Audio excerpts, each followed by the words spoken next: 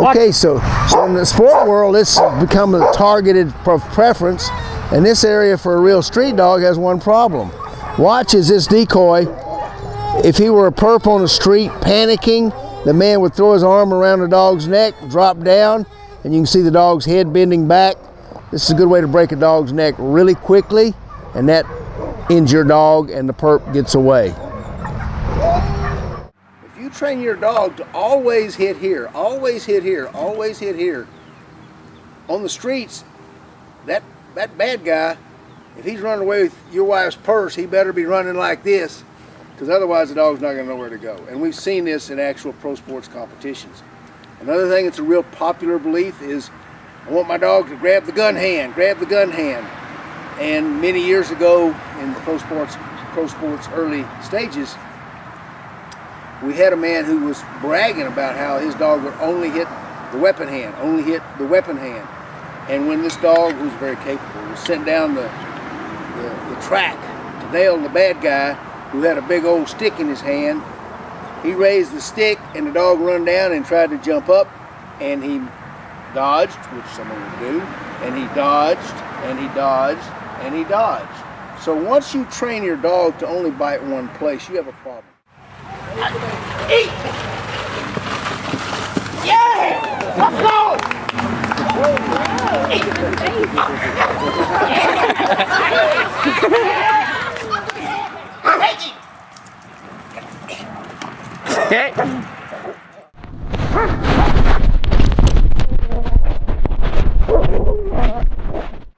The biggest thing you're going to do for a working dog, security level dog, is you're going to teach him to pick different targets. We work very hard at getting our dogs to even change the target in midair.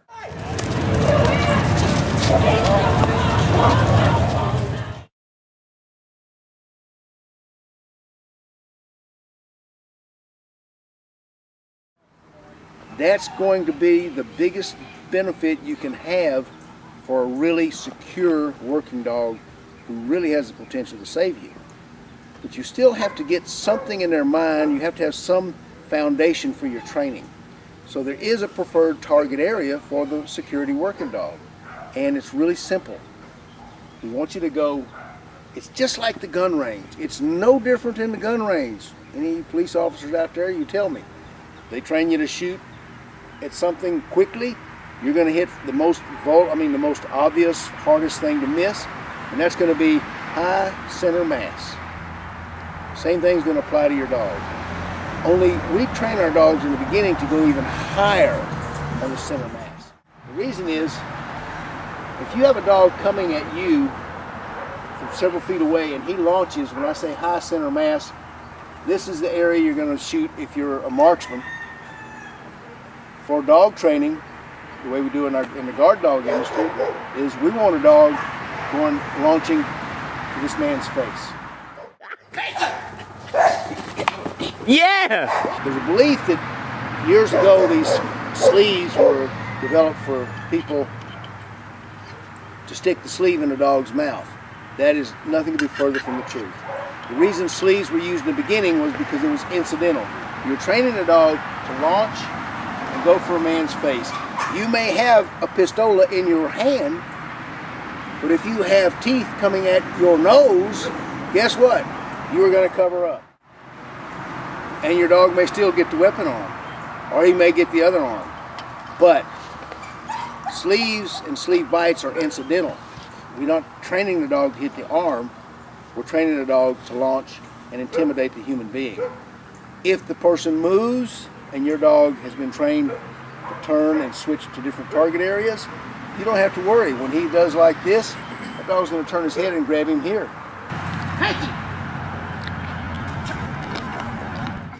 He may grab him on this arm. There's no telling where he's going to grab him.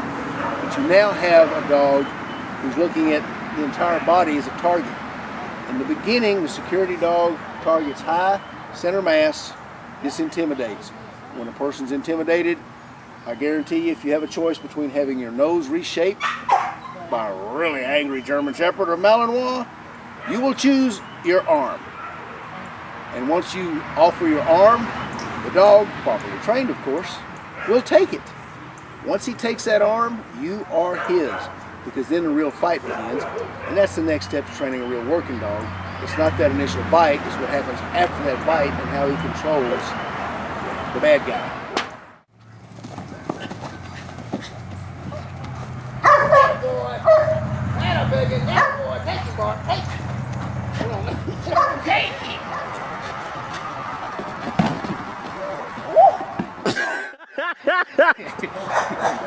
Get up! Why didn't you skate him? Get up! So we're going to talk about fighting styles, and the first one we're going to discuss is what we call the drag in the guard dog business. I saw a bunch of videos someone showed me, and the dogs are, these guys are supposed to be a police dog seminar, and these guys are picking the dogs up and they're slamming them into walls, and one decoy handed another decoy a stick and he beat the dog in the head, and the dog just sat right there and chewed on his, like a baby sucking on a pacifier.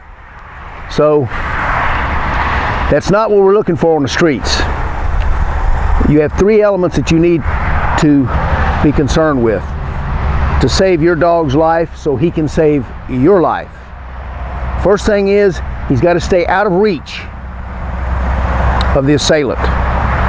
Second thing is, the dog needs to control the man's mobility, not the other way around like I see in all these videos. The dog needs to control the man's ability to move. The third thing that's important, because you're not a policeman, you're not followed with backup, the dog needs to control the man in such a way as to maintain what we call the handler safety zone. We'll discuss that safety zone in future videos that'll show you proper handler techniques so you can surgically send a dog to one person or another for a strike or a bite. But for now, we got to concentrate on these pluses. You want the dog dragging a man where the man can't reach him. You want him to be able to move and maneuver the dog. That's why this drag is mostly a big dog's 85 pounds and up. This is ideal. It's a very natural tendency. Think about your dog even as a puppy playing tug of war. It's a natural tendency. It's easy to build. Mostly you're going to do in training with this style of training is make your dog more and more powerful, build more muscle so he has more control. You can even teach a dog to launch with his front feet forward, to where if someone raises their hands up to protect their face, they get punched in the gut. At the same time they're getting bit in the arm, they're pulled over. And once they are out of air and getting hurt, you're home free. And that's what the whole purpose of these videos are. Keep you safe and you're home free. So next week, we're going to look into some dodging and some rebites. Come on back and join us. Again, give us a thumbs up, subscribe, check with us on Facebook. Well, folks, we're going to go to number 2 on our fighting styles of dogs. This is going to be the most, probably the one that's been bad-mouthed the most, if it's even known about, and at the same time, it's one that most people seem to want to do the most. This can work with any size dogs. I've trained little Jack Russells to do this, and it really was a style that sort of is natural to the Mastiffs. The less prey-driven and the more defense-driven a dog is, the more they can do, more easily they'll get into the rebite type training. Right, Big Bart? Huh? So, the rebite is just that.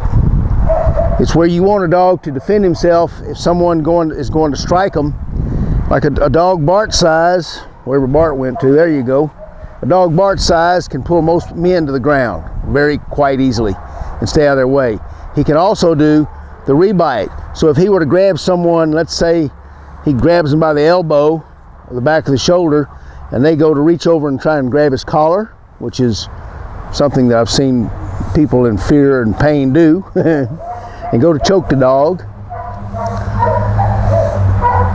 If Bart turns loose of this elbow and grabs this attacking hand, then this person's really out to lunch for the rest of the night. We have no worries, no concerns. I've heard a lot of people, most people, you got to remember, don't have the opportunity to see many street live bites. They don't do apprehensions. Even if you're on the police department, you may only get 1 or 2 live bites or apprehensions in a full career. So the civilian trainers who are doing protection training have to get most of their information from the sports. Makes sense. That's the only thing that they're writing up something, and there's guys going around the country doing seminars and teaching people how to do this. And so the biggest sport is Schutzen or IPO. And the thing they're looking for there is this one solid bite, and they want that dog to stick that bite and hold on. And literally, if you'll watch, you'll see the dogs don't even use their front feet. They're just hanging on. But the purpose of that is so the judges can judge the dog's bite and ascertain how powerful it is. These are all things that are necessary and are beneficial, at least, in judging a quality potential dog. But this is potential. But because they're, in the beginning, they grabbed and took one bite and stayed on, that became the popular thing. That's what the dog trainers had access to for information. In truth,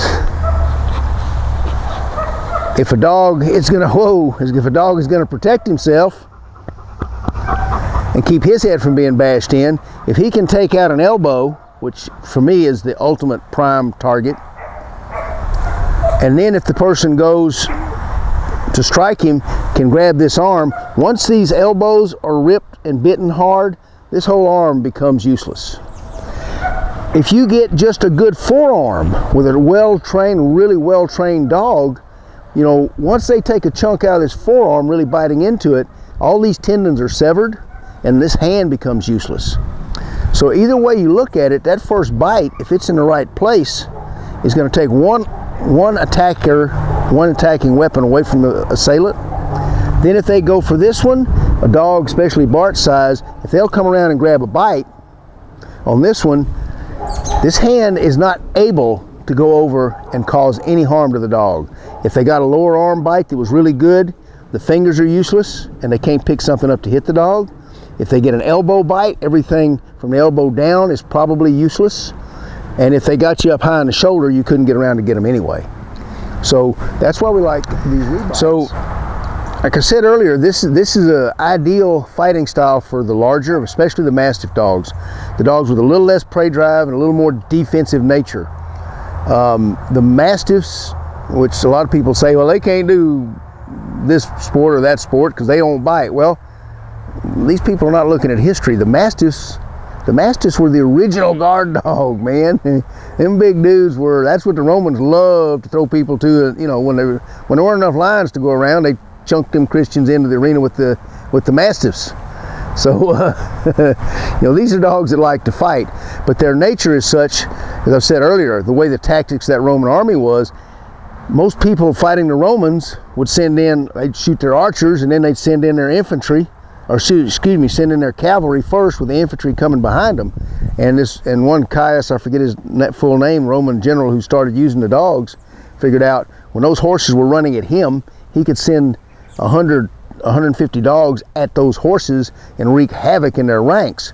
And as the dogs would reach and grab a soldier or maybe bite a horse's leg, the soldier would go to try to save his butt or defend his horse.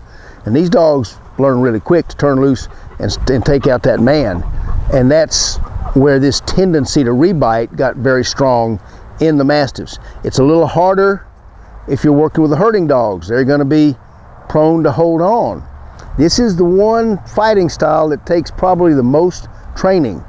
Terriers also are going to be a breed that, because they tend to want to fight or kill anything, the Mastiffs at one end and the Terriers at the other end are going to be two types of dogs that this fighting style is well suited for. The herders in the middle can take a little more training, but once they get good at this style, they are devastating because they have the longest jaws and muzzle of any of these types of dogs, and that long muzzle lends to complete and total control. Like I always tell people about a full mouth bite, it's the difference between doing chin-ups on a bar with your fingertips or taking the whole bar in your hand. And these dogs, they're all capable of doing it. It takes a little more work, but you know, hey, that's why we do our dogs. We enjoy the work. If you enjoyed the video, we appreciate it. Tell your friends, subscribe, like us, share it around, and anytime you get the chance, come on down to Texas and join us in the hot sun. Look forward to seeing you next time.